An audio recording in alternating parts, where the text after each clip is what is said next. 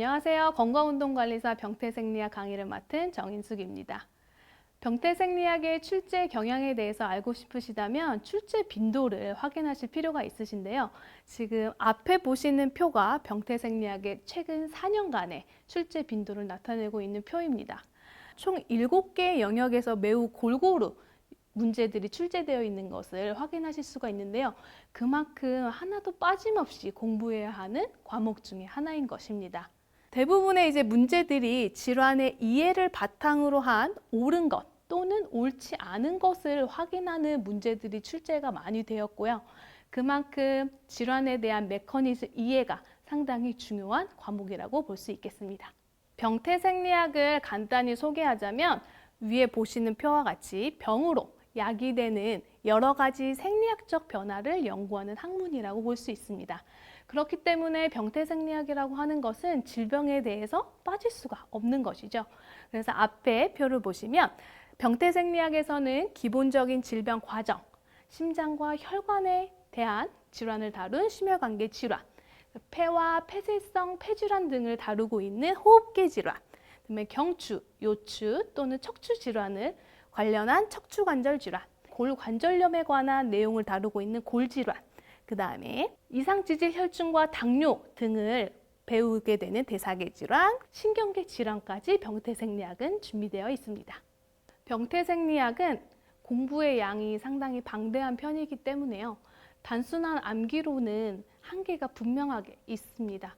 단순 암기로는 문제를 풀이하는 데 훨씬 쉽지도 않고 어렵기 때문에 메커니즘을 이해하는 것이 훨씬 많은 도움이 됩니다. 앞에 보시면 암기를 하는 것보다 메커니즘을 이해해서 접근하는 것이 병태생리학을 공부할 수 있는 효과적인 방법이고요. 어렵지만 이해하지 못한 부분을 반복 수강함으로써 이해도를 높이는 것이 중요합니다. 제가 기초 강의를 상당히 쉽게 이해할 수 있게 준비했기 때문에요. 한두 번의 반복 수강만으로도 충분히 효과를 가져가실 수 있다고 생각합니다. 건강운동관리사 합격 노하우에 앞서서 가장 중요한 것은 바로 끈기와 열정을 가지고 포기하지 않는 것이죠. 8개의 과목을 공부하다 보면 지루하기도 하고 포기하고 싶어질 때가 너무나 많은데요. 그때 마음 단단히 먹으시고 끈기와 열정을 가지고 절대 포기하지 마시기 바랍니다. 그 다음에 제가 합격을 하기 위한 그런 노하우 중에 하나를 말씀을 드리면 제 공부법 중에 하나긴 해요. 그래서 스토리텔링이라고 하는 것인데요. 스토리텔링이란 무엇이냐면 내가 상대방에게 전달하고자 하는 이야기를 생생하고 재미있게 전달하는 방법이라고 보실 수 있습니다. 책의 정보를 마구마구 머릿속으로 집어넣는 것이 아니라 나만의 이야기를 만들어서 공부하는 방법이라고 볼 수가 있는데요.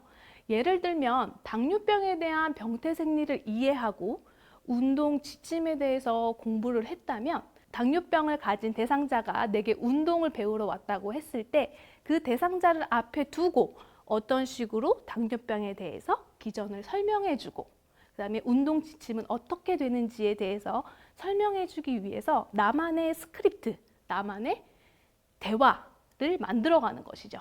그렇게 하면 좀 더 이해하기 쉽고 좀 더 오래 기억에 남을 수 있는 방법 중에 하나입니다.